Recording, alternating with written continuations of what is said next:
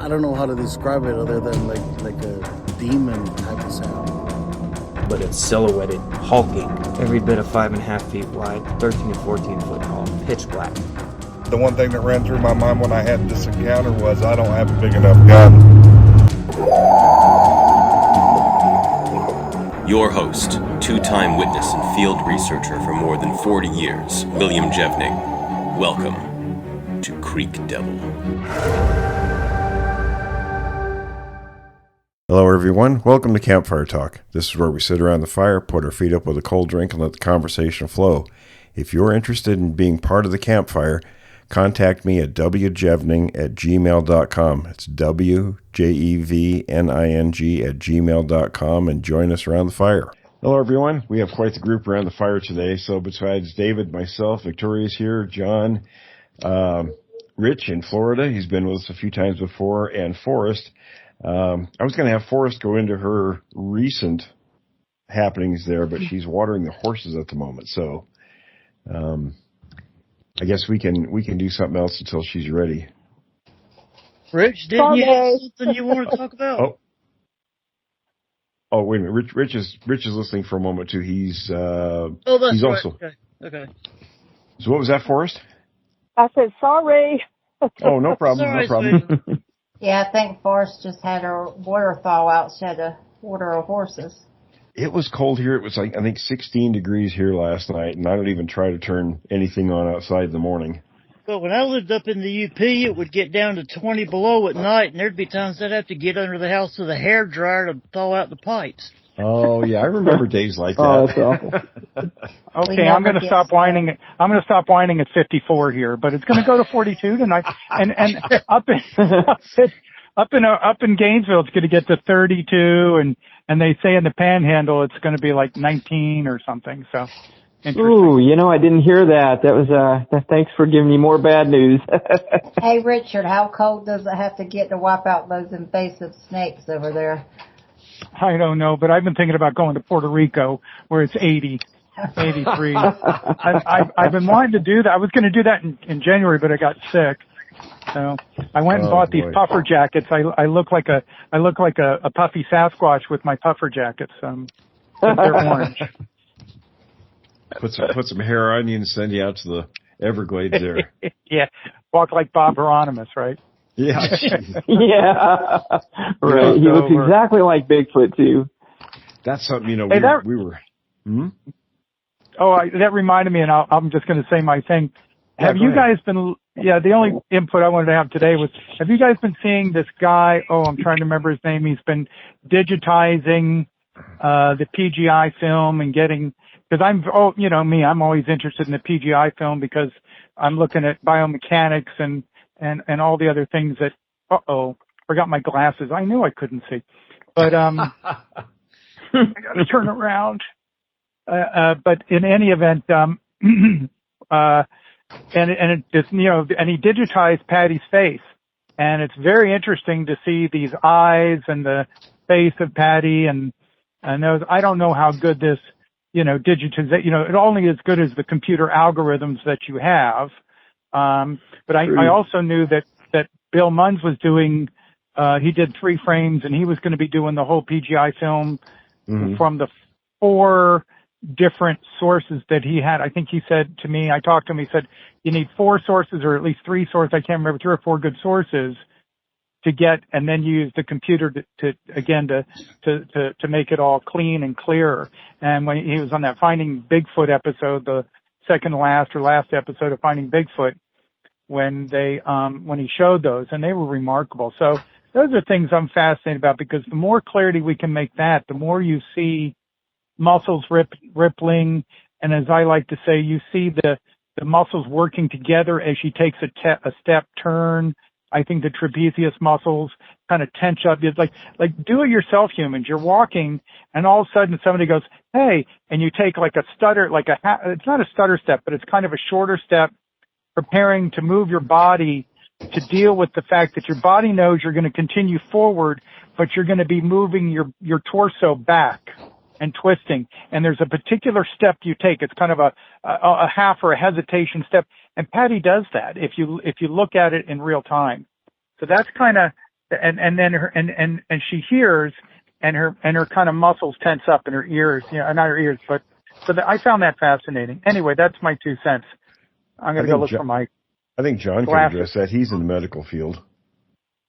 Yeah, and I agree with you on all of the things you were talking about with the Patty film. There's anatomical things that benefits the way the creature moves that we really would not be able to do, or it'd be maybe if someone had a joint deformity or something, double jointed, they might be able to. But to me, there's no way that could be a person in a fursuit or Bob Hieronymus.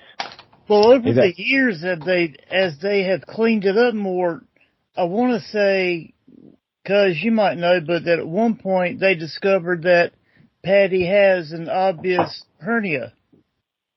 I am a little worried, though, about what you just mentioned about, natural movements. Getting older, I can't do all the things I used to do, so if somebody films me, they're going to say it's a hoax. Right. I mean, and here she is. And also, if you look at the film and you try to play it at how many frames per second, but a little bit more in real time, as we've heard before, the muscles come down. It's like, and I was a bodybuilder, and big bodybuilders, as they move, the muscles through the skin move, but they're also heavy, so they dense, they collapse, like the big quads and of course now we see the flexing of her calf muscles, which is fascinating. Of course, the toes and the feet pads. Forrest can talk about this, about looking, kind of gorilla-like, but as I can't remember, do gorillas have that bend in their feet pad? But of course, Patty, the Bigfoots have a different kind of locomotion. But again, the thing that stopped me was when I was watching it one day, and it was sort of like as Bob Gimlin goes over his horse to the left, she kind of goes, uh-oh, and she kind of stutter steps. That's where she does that famous frame, and she takes a step, and you see it's the left leg that hits the ground when she's straight, and there's a shudder. You can't get that in a fursuit. You can't get that with latex. And that shudder happens, and then she kind of goes, uh-oh, and then she kind of goes, well, I'm still going forward, but I'm going to look back to the right at Patterson, or was it Gimlin? It was Patterson. They can make a turn that humans can't. That's something DeHinden showed me many years ago with the film. Yeah. And she's 600 pounds at least, or at least 600. Oh, and that left foot, it's much more. More than that. Okay. So you have all that, maybe 800, all that weight and that mass, right? And of course, I've talked about, I'm not an expert in female anatomy, but I enjoy looking at it in humans. And I can tell you there's the pelvic girdle, right? Which is sort of wide, like the pelvic girdle. And also, and I was like, but why is there this little area? And then I'm like, oh, between the hip joints in a female and the lower part of the girdle of the hips, there's a little space. And that space, and then it curves, and that's where, the female anatomy is different than a man. And when you look at Patty, there are things that show that it's a female anatomy, and then the butt, I was like, well, maybe the butt isn't as real looking. And then you look at other butts and people, I'm like, oh, I get it. So, Patty's more of a Queen Elizabeth type. She's kind of a big round butt, I'm sorry. I'm not going to ask. But you know what I'm saying. Now, if Forrest was here, she'd be talking about the butt. Yeah, she's the butt expert. But you know what? She brought that up, and no one else ever did. She's the first one to bring that up. That's true. That if a Sasquatch didn't have, if a Sasquatch, huh? I'm listening. I said Forrest is here. I'm listening, but I'm cheating. You're going to hear horses in the background here. But yeah, if they didn't have those big glutes in the back, they would not be able to walk like we do, because if you notice, humans have big glutes, and if you look at any other primate, they are absolutely flat-butted. Yep. They have no butt. So it's because of her butt that gives her the balance to be able to walk upright, and I think that Meldrum's talked about things like that in terms of the balance, articulation. Oh, he did, because Forrest brought it up. Oh, he brought it up. He never to Meldrum. He never mentioned that until Forrest brought it up. He's smart That enough sounds to about figure it right. out on his own. She's the first one that noticed that. Right. And I said, as a kinesiologist, I said, wait a minute, there is the nerve, when you hear, you're walking, right, and you hear like a gunshot, a horse will, the muscles will contract. And so I can see, maybe I'm crazy, but in that, when I'm watching that clearly, the clear versions, I see like a contraction of her trapezius into the back. She's articulating through the rhomboids, and then all of a sudden, through the trapezius muscles, bang, she takes a step and turns. So I tried it myself. I said, okay, make a loud noise. And I'm like, oh, but you're still walking forward. You're not going to immediately look back. You're going to go, I'm still walking here, away from that person, but I'm going to look back and check back. And it's like, I'm going to make a step and then I'm going to turn, because you're preparing your body to make a turn while still going forward. And that's very natural. And I don't think Hieronymus would do that. Somebody knew that they were playing for the camera. They would just twist. They wouldn't take that step. And that's all I've been saying, a lot to people. It's natural. He probably would have stopped to make a turn. Yeah. Because wearing a costume, you're going to do things you wouldn't normally do when you're walking, because you're trying to see through eye holes. It's uncomfortable, and you got to adjust everything. And you're walking in a creek bed where you don't know where your footing is. Yep. Exactly. You'd face plant down into the dirt if you were trying to do that. And not to mention the fact that the arms are longer than what a human arm would be, the forearm particularly. So you'd have to have something to grip on and extend the length of your arm a little bit further while you're walking in this clunky suit. And, with the knee range of motion and the follow through, I just don't see how it could be a fake. And, when I watch the film, I always try to tell myself, there's got to be something there that you can see, but there never is. And I've looked at cleaned up versions and, looked at the original version and how they move around, and there's no zippers visible. You don't see a separation of any kind of body top that they could put on. And I think, wasn't Hieronymus saying he had a football helmet on, and they were putting horse fur on his upper body and patches on his face. And Bill Muntz, we had him on twice. He talked about that. He says, Patterson may indeed have filmed him. In fact, I think he was going to film him for part of a documentary he wanted to create, but then he got the real film. And Hieronymus never actually saw himself on camera. So when he saw the actual film, he may have actually thought that was him in the suit when it wasn't. Yeah, possibly. Yeah. Wishful thinking. I'm thinking many analogies right now. Yeah, Bill made a great point on that. But like I'm Arnold Schwarzenegger, in my mind. With the powerlifting and everything, right? I mean, but I think I was a bodybuilder, but I was no Arnold. My point. Yeah. Right. Exactly. But I think that Monster Quest did an episode, if I remember, where they were actually taking human subjects that were, trained as, I want to say that they were trained as gymnasts, and they put on sensors all over their body, and they videotaped it. They computer analyzed it through the range of motion, and they tried to do it, numbers of different times, and nobody could ever replicate the movement. And these are some of the most flexible and, able to do unusual types of movements.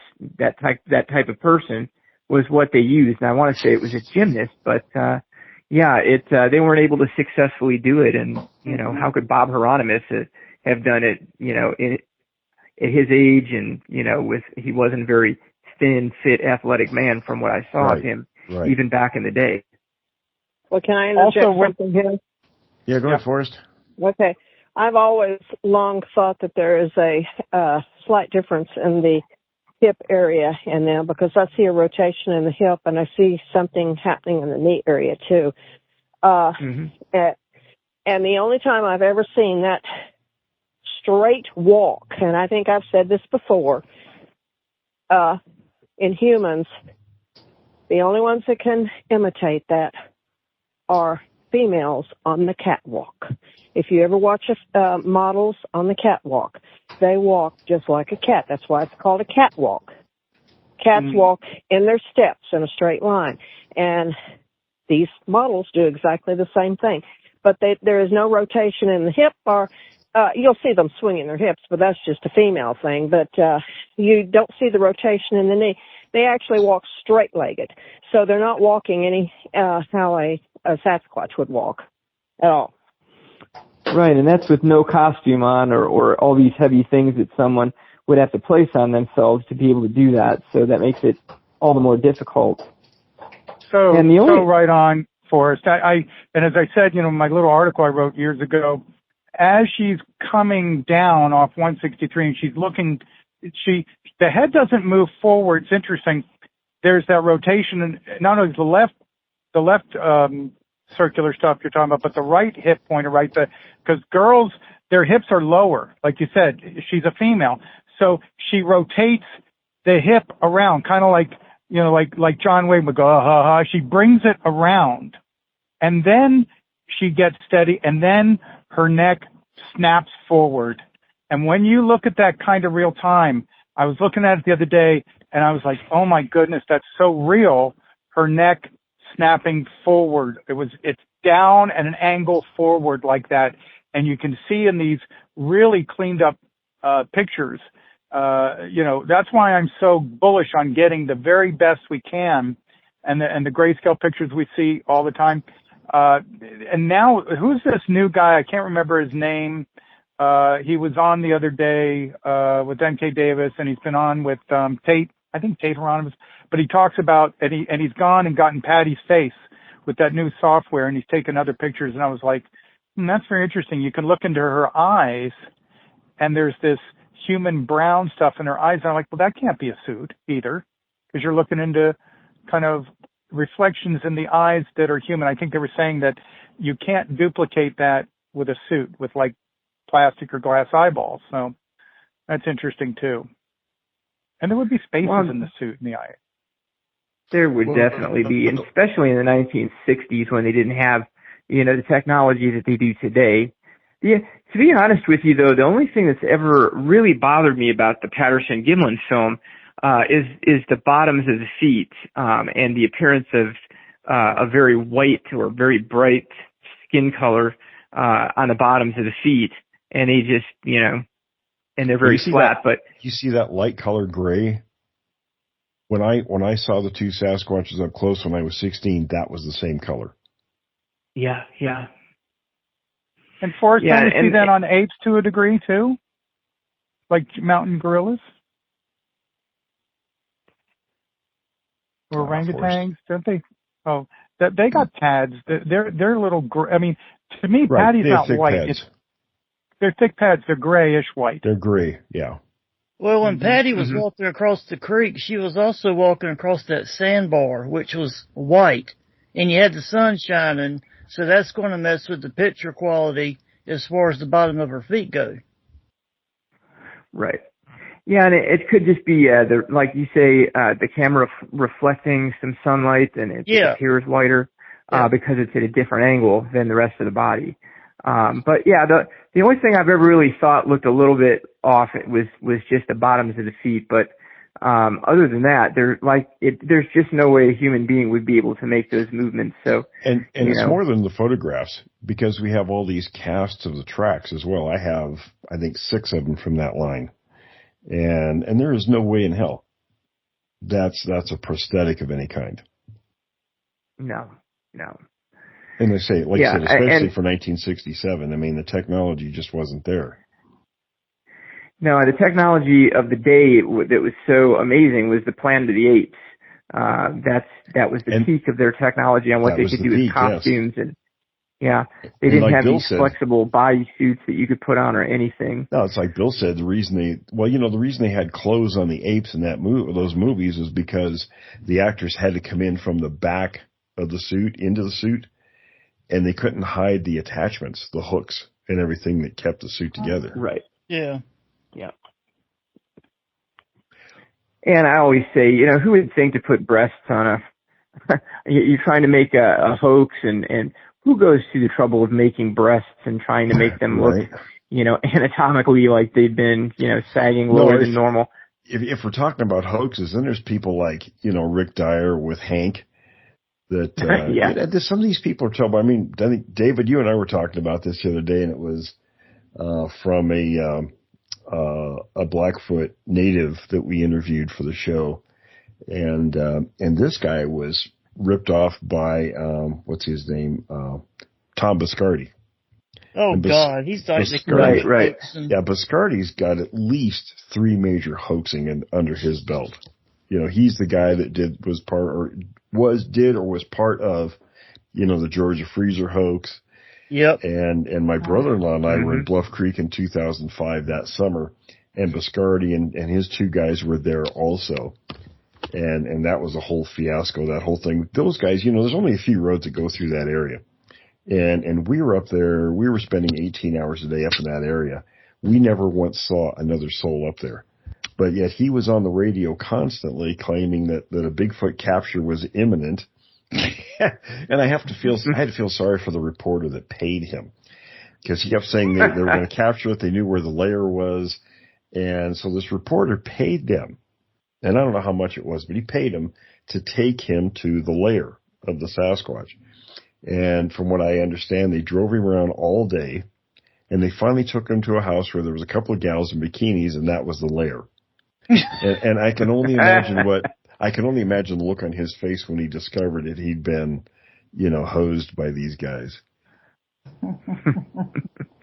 But yeah, the subject is full of guys like that. I mean, besides Biscardi and Dyer, and I'm trying to think of some others, but I can think of 3 guys in southern Washington that are either hoaxers or they're just terrible in the subject. There's another one up on the Olympic Peninsula. DeHinden put me in touch with a guy. What was his name? The guy was actually literally insane back in the 70s. And he got fed up with Renee, so he wouldn't talk to him anymore. So Renee had me contact him as somebody brand new in this, so that he could continue to get information from this guy.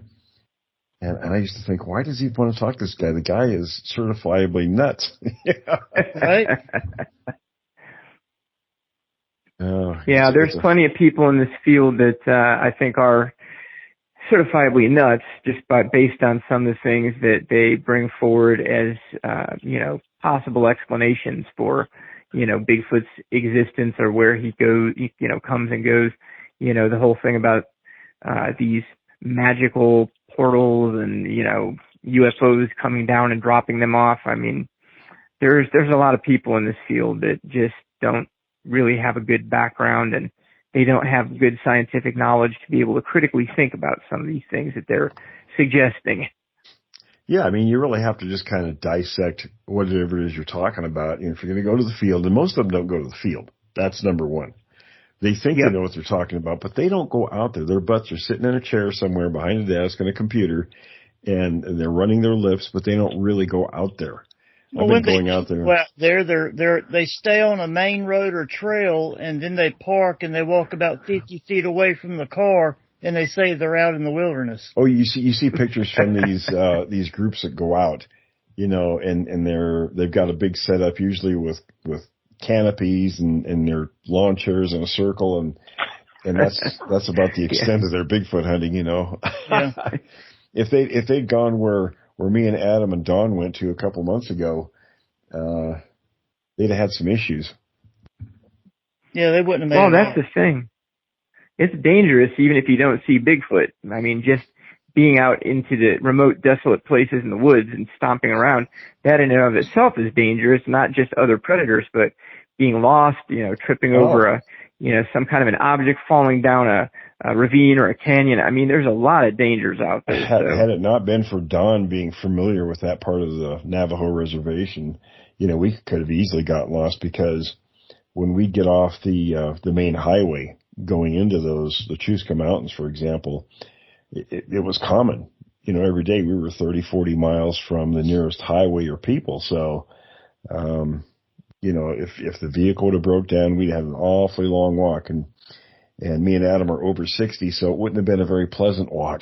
One of the things that kills me about these researchers you see on YouTube is that they claim to live in these areas they're researching, but then when they hear something in the woods, they can't even properly identify the animal they're hearing, and they say it's a Bigfoot. Yeah. Oh, yeah. Well, it's like, Don, you know, we kept our recorders on the whole time we were out doing things while we were there, and Adam still sends me pieces of audio and all he'll say is, well, can you identify this? You know, what animal do you think this is? And there was one, piece that Don had. And initially you'd hear it and you say, well, maybe I thought it was a squirrel making kind of chirping noises. But then what I did was, you know, it's easy enough these days to go online and look up what a certain animal, what kind of noises it makes, and you can compare. And it definitely wasn't any kind of a squirrel. So I said, well, I don't know. That's the only thing I would have suspected from that area. Maybe there are some other animals that in that area I'm not familiar with. So you kind of have to keep those things in reserve until you either rule everything out or you find out what it is and say, oh, okay, it was this, you know. Right, and Bigfoot should be the last thing on your mind, the last option. Very last. Because, you know, it's when everything else fails and you don't have a logical explanation, and then that's the most likely explanation, you know. Even then, unless you actually see it making the sound, you can't 100% say, yes, that's what it was. You can say, well, you know, based on my experience and ruling out everything else, maybe this was made by this creature. That's one of the most basic things you can do if you're researching an area is look and see what type of animals inhabit that area, what kind of sounds they make, so you're knowledgeable. So if you do get a recording, you can place it, okay, this is that, and then go from there. Yeah, absolutely. Well, when Forrest is done, we'll have her give you guys an update. You guys haven't heard her update, so whenever she's done, we'll have her do that. But kind of back to what people claim and what they do see and don't see. And I see it in the comments, too, on YouTube on our channel that, you know, most people are very interested and they have good things to comment. But once in a while, there's somebody, and I don't know if they're just trolling or if they're delusional or whatever, but they make some pretty bizarre statements about things. Of course, there's always the ones that say, Bigfoot is not an ape, it's a human. Well, have you ever seen an 8-foot human covered in hair that weighs 1,000 pounds? I don't think so. Yeah. No. That's a silly comment when they make comments like that. Yeah. Well, and I think we've talked about it before, Will, where they had a separate videotape or movie tape where they were measuring the depth of the footprints next to the horse's footprints. Oh, yeah. And big horse's footprints were only going down a quarter of the distance into the dirt as opposed to the Sasquatch. Yeah, Patterson walked his horse by the tracks. The horse weighed 1,300 pounds and didn't sink as deep as the Sasquatch track. So when people say the Sasquatch weighed 300 pounds, they don't know what they're talking about. It was probably closer to 1,500 pounds. Right. And then, you know, well, I think Gimlin made that remark too, and at some point Gimlin had come out and said, well, I thought the animal was 350, 400 pounds, but, you know, he's not an expert on estimating weight, and he acknowledged that it must have been much bigger because of the way the footprints sank in, and you really can't fake that. No, people make an estimation based on appearance rather than taking into consideration the high muscle and bone density. Go ahead, Victoria. I'm sorry. That's one of the things when you're speaking to people and you're asking them an estimated weight, if they're not really educated or they're or like me, I can give a good weight on a person because that's what I did for a living for 17 years. But, it's something we know. We know people in different ranges and weights.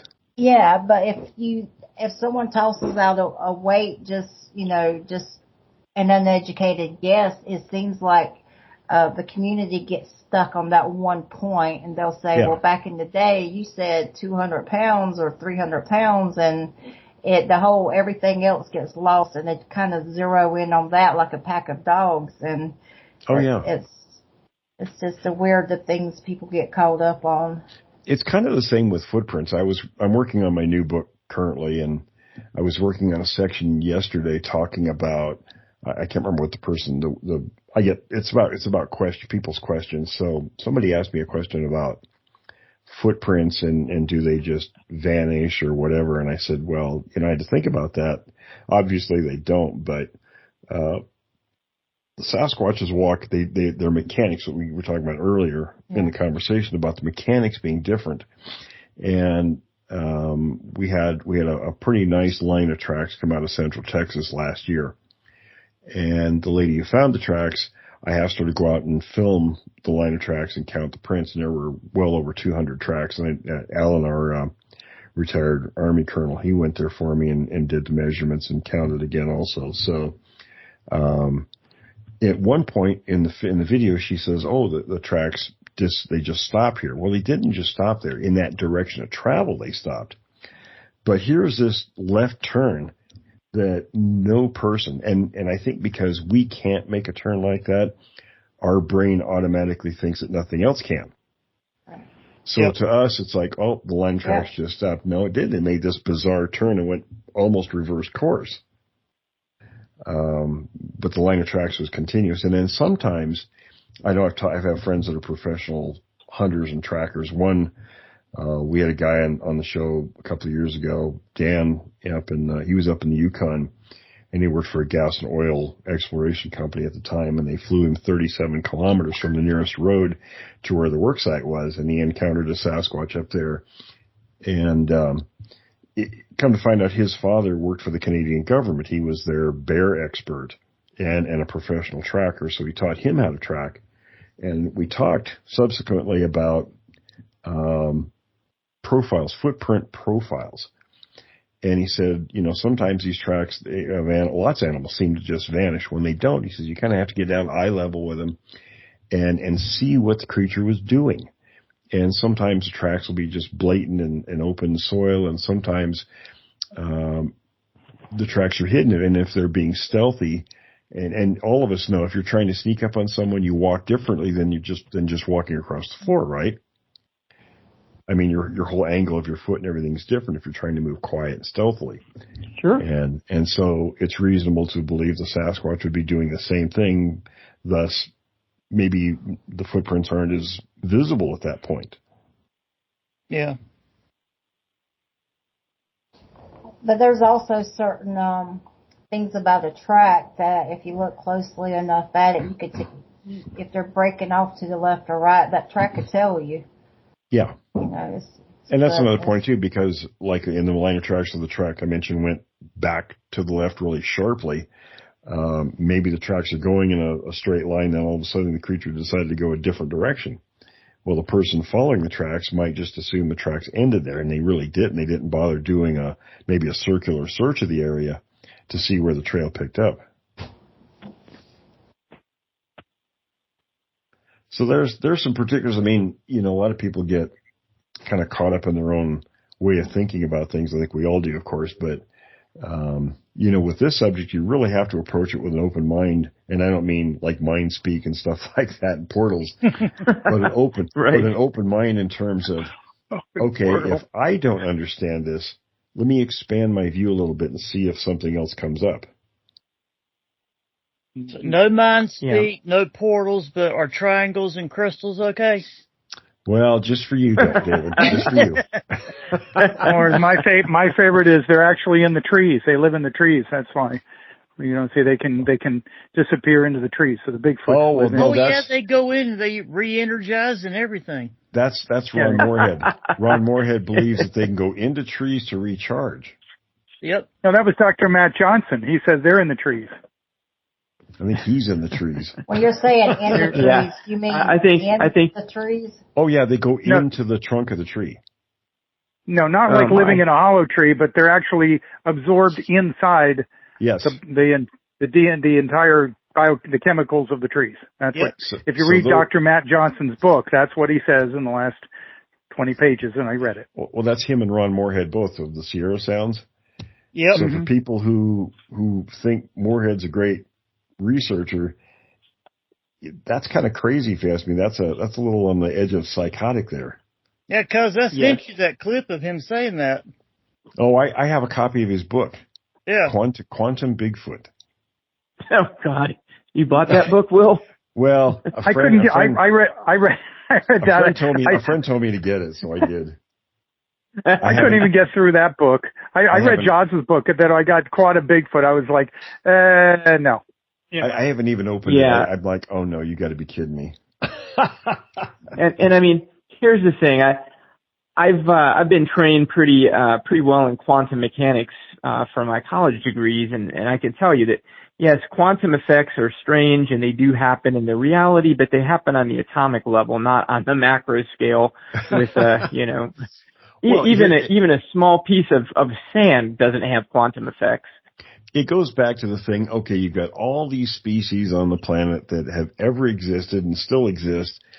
Name one that can do that, and why?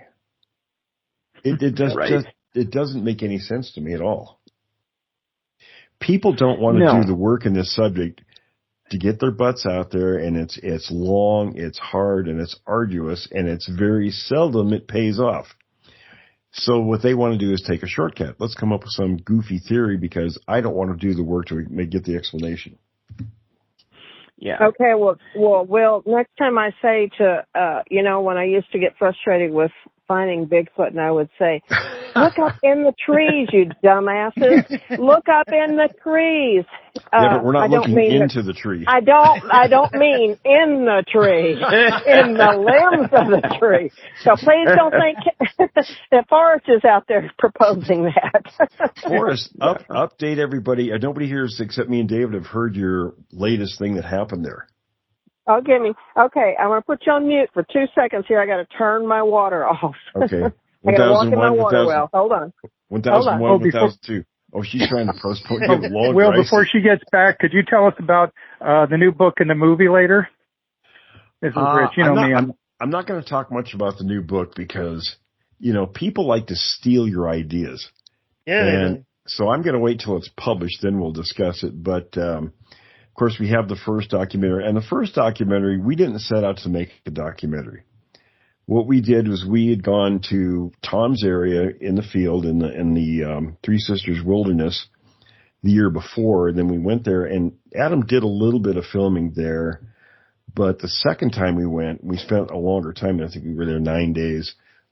He did a lot more filming. So what he decided to do was to make a documentary using that material. Now, the second film is almost finished. He's doing some other pieces with it now, but he's also hip deep in the third one from the Navajo reservation. So, the second one is, and I don't know if he hasn't really settled on the title yet, but it was, Bigfoot Evidence Southwest or something like that. And then I don't know, we haven't really talked about the third one yet as far as the title or anything, but it'll be about what we did at the Navajo reservation. So, much better than the first film. Those two will be much more interesting, much more, I think, what people expect, a Bigfoot sort of film to be. I mean, there's really good witnesses in both. There's stuff that we found in the field that's very good. Let's see, and I think there's going to be some reenactments in it. He's got a friend in Hollywood that's a professional, kind of like Bill Muntz. I don't know if he makes suits. He's an artist. And I know currently he's making he wants to make the best Bigfoot costume that's ever been made, the most accurate. And you're probably going to see that in future films that are made on the topic because he's going to rent it out. And of course we get to use it for free because he's Adam's buddy. But, so you'll see that, I think, in later films that we're making. And we're also talking about, we're planning on a whole series of films. So, those are the two that are sort of, they're on the plate right now being finished. And then Adam and I are talking about where the next couple are going to be. So, but we haven't decided on the exact locations yet. That's exciting. I think, you putting films out there is a great idea. You're by far the most knowledgeable and serious Bigfoot researcher that I'm aware of out there. And so I'm excited to see your films. You know, it's interesting when you go out there and you're doing the work, and, you know, as long as I've done this, as much stuff as I'm familiar with, when you find something new that really surprises you, and we did. Even the tracks that we did find towards the end of the trip, and then we learned subsequently that the Sasquatches had moved out of that area for that season. So we were actually about 30 miles off in the wrong direction. But we've got it sort of nailed down where to go next time. So that's kind of what we want to do, is go to that area in the summer. And if it's what the locals are telling us, we'll actually have the creatures on film there. So, and it won't be a Patterson film. These will be much better quality and duration. So it won't be like any other documentary you've seen where it's just people wandering around the woods at night and during the day, not finding anything, not hearing anything. They're just talking. Yeah, exactly. You know, my plan.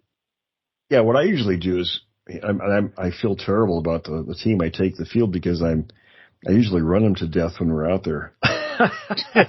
my poor brother-in-law, when we went to Bluff Creek with him, he wanted to go with me. So it was just the two of us. And like I said, I spent usually about 18 hours a day doing this. So it's not a lot of sleep. But what we did is, typically you don't want to be there when they're feeding, right? So you can be out all day long. And when they're not there, they're in there where they're sleeping.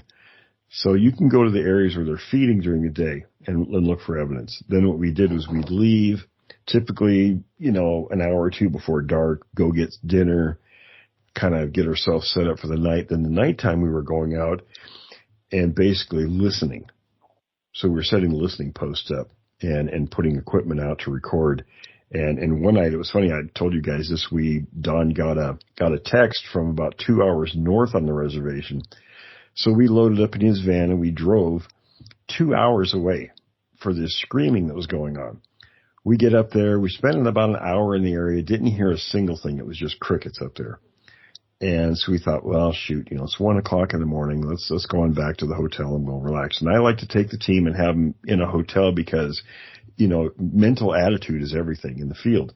You know, people want to go out and be camping out there for a week and be grungy. But, you know, from my time in the Army, I learned, you know, the longer you spend in the field grungy and all that, the less effective your people are. So I want my people to be well fed, warm, comfortable, all that good stuff, right? So when we go out there, we're doing 100%.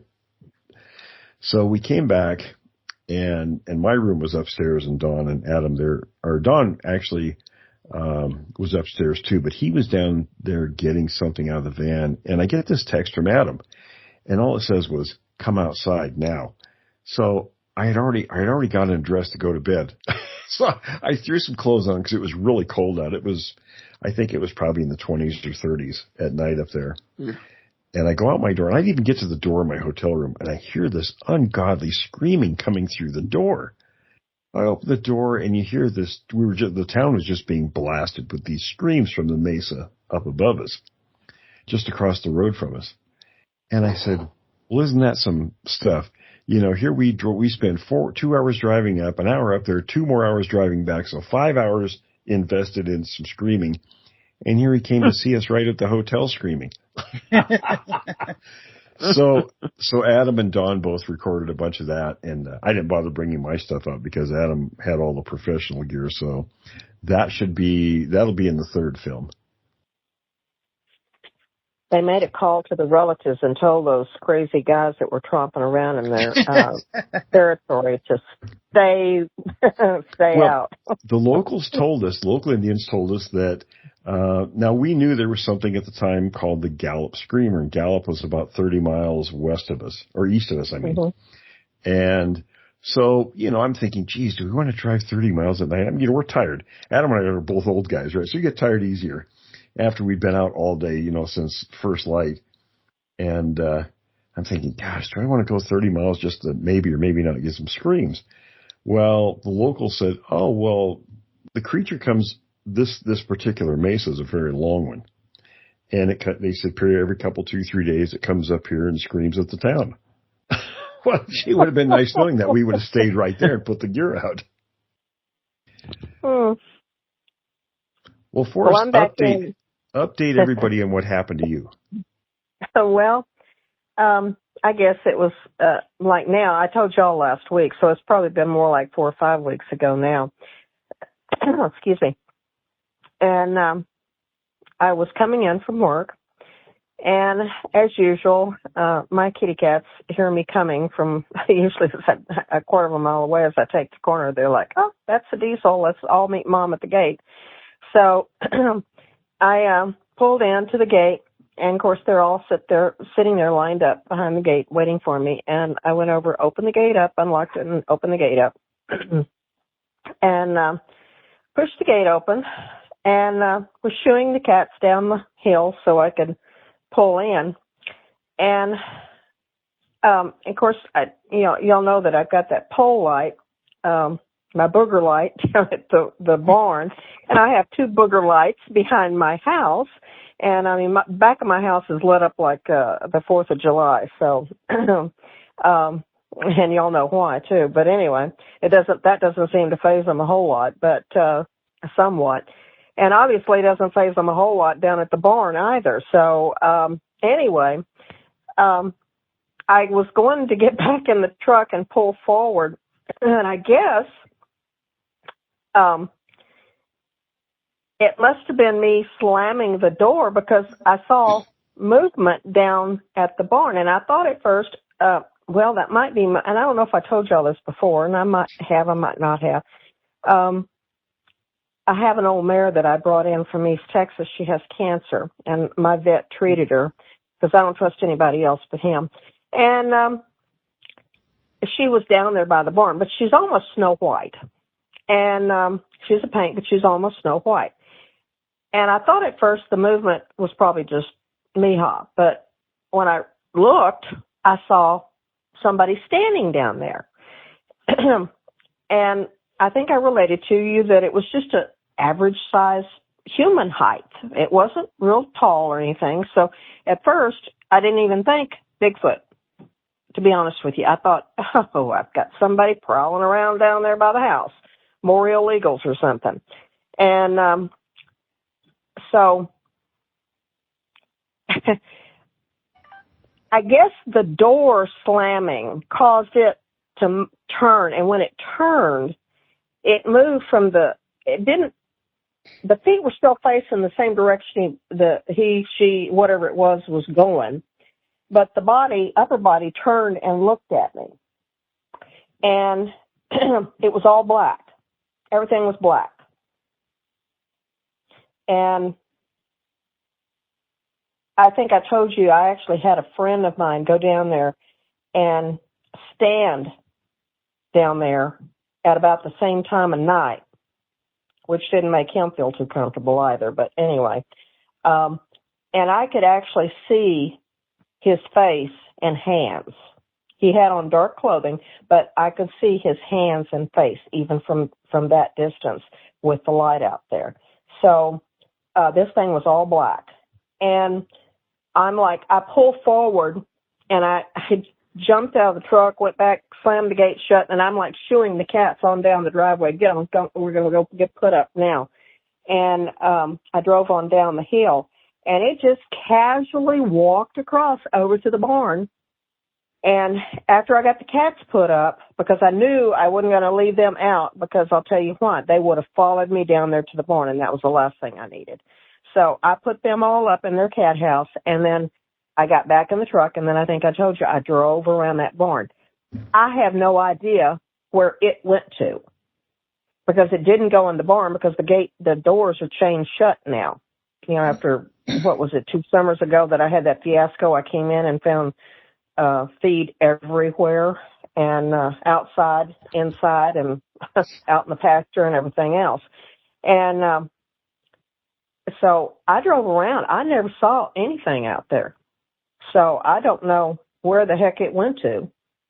And but I have not seen anything here recently. Now, I think I did tell you that it was shortly after that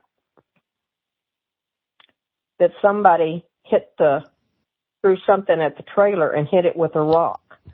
And the rock actually came from up where they had cut. It's on the other side of the fence, backyard fence, where they had cut that electric line through there. They'd added some more poles out there, and that's why I had them put another booger light up out there.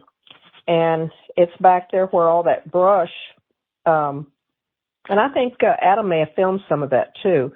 And you could probably see it, Will, if you look at the film footage. But that wall of brush used to be like 20 feet high, and now it's only like, maybe 5 feet high, and I don't know where all the rest of that brush went to.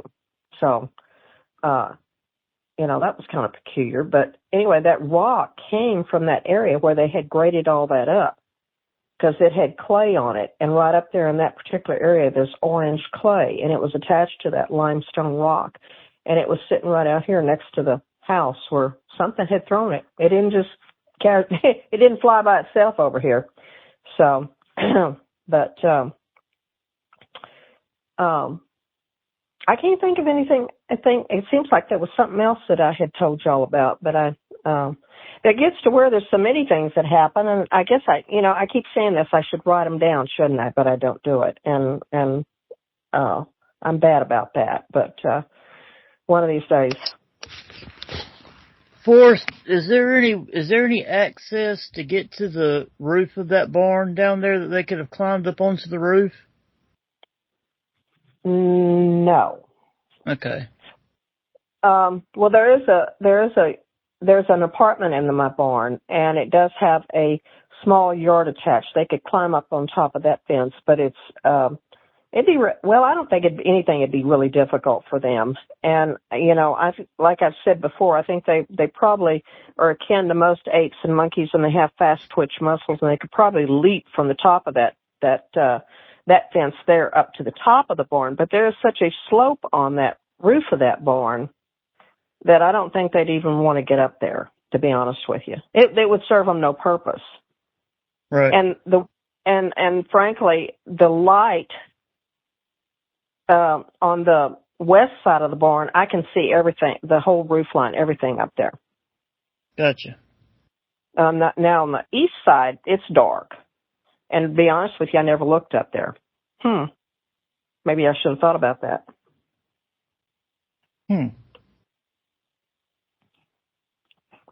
But I got a big 6-horse trailer that sits down there too, with living quarters that's pretty big. And, something would crawl up on top of that, and I could drive by it and I wouldn't see anything. That's possible. Well, the materials would have to be pretty sturdy too to support a creature of the kinds of weights we're talking about. Tries to get up there one of these times, it may actually fall through the roof. Well, I don't think the roof on that particular barn would collapse, but it might dent, But now the horse trailer is very substantial, so I don't think that I've had golf ball and softball size hail here, and believe it or not, the roof of my trailer has never been dented. So, believe it or not, I've actually interviewed quite a number of people who have talked about seeing the things either on the roof, on a barn, on a shed. They apparently do climb up on things. Well, they're apes. I mean, they're primates. I mean, even humans climb up on roofs. So, they do it with far more ease than we do. But, I'm not going to be climbing on any roofs, but, and y'all probably aren't either. But, I don't hold anything. I would never say they would never do anything. And, I told you about that time, it's been a couple of years ago, that it sounded like I had a horse running up and down our roof line. It even woke Jessica up, because she was like, what the H is going on the roof? I said, I don't know, but I ain't going to stick my head out there to look and see. No. And I think I had a couple of juveniles running up and down the roof. The one you saw down there around the barn when you drove down there to look around, could you tell if it was the size of a juvenile or an adult? Well, it was the size of an average human being. I mean, I'm going to say it was probably 5'8", 5'9", somewhere in that range. It wasn't huge, and it was kind of lanky. It wasn't, big, bulky or anything like that. So I took it to be a young one. Okay. Or a younger one. Let me put it that way. Probably a teenager. Either that or it could have been Bob Hieronymus too. That's There you true. go. He could have come out here to my place and or even Dyer's. He's probably figured out where I live now, and he's probably out here snooping around. Who knows? Oh boy. Well, that's very true. you could make Hank too. Yeah. Right. Well, he did go down to San Antonio and try to, mess all that up down there. So anyway, Well, the man. you might get Tom Biscardi out there too, climbing on your roof. Oh, that's scarier than Bigfoot. I know, right? Oh God, we can't forget Todd Standing. Oh, geez. Oh no. Well, I don't know. Everybody always wants to get their 15 minutes of fame, and I never sought any 15 minutes of fame. I just thought, when I first talked to you guys, that you might find it interesting that, I had encountered that on my ranch, and then little did I know I was going to end up, 2 or 3 months later with a frickin' can of beans upside the head. And, but, I think if you remember, the first time that I ever saw one was up north of Coeur d'Alene, Idaho, and that sucker they must have a suicide wish or something, because they just stroll right across the highway in front of cars and vehicles, and it's like they have no notion that, that a vehicle or a truck could actually hit them and possibly kill them. But that thing just strolled right across up in front of me, and I slammed on the brakes and put my daughter in the back. She was laying down on the back seat, and I put her in the floorboard. So it was kind of like, what the H, Mom, are you doing? Forrest, I don't think they're strolling, honey. I think they're actually strutting. You probably are right there. I think probably would do more damage to the car. Yeah. I think they have that Scarlett O'Hara attitude. Frankly, I just don't give a damn. Oh. But yeah, I can't think of anything exciting that's happened here. And frankly, I know you guys get a kick out of listening to the stories, but it's terrible to think that I have to feel uncomfortable when I walk around on my own property, because it's not that I'm really living in fear of them, but I have a healthy respect for them, and I know exactly what they are, in fact, capable of doing if they so desire. Well, that's true. And I think if they wanted something bad to happen to you, Forrest, they probably would have done it. That's what I was thinking. Yeah. Well, I mean, that incident inside the cabin with the can of beans, and I know we all make light of it, but, I could have just as easily been dead had he actually, thrown it. But Tom and I had talked about that a lot. And he said, I said, it cut my head, and I still have kind of a little L-shaped scar in the middle of my forehead from it. But, the thing about it is, I think I told you guys, and somebody asked me if I had thought that it had thrown it at me, and I said no. I think it just pitched. I pitched it, and I don't know if it was a reflex action from it. Of course, I wasn't awake at the time. If maybe if I moved, or I was kind of waking up, and it just pitched the can at me, and then skedaddled, because it wasn't in there when and I think I used the term with y'all originally was when I came to, because I really felt like I had been knocked out. I really did.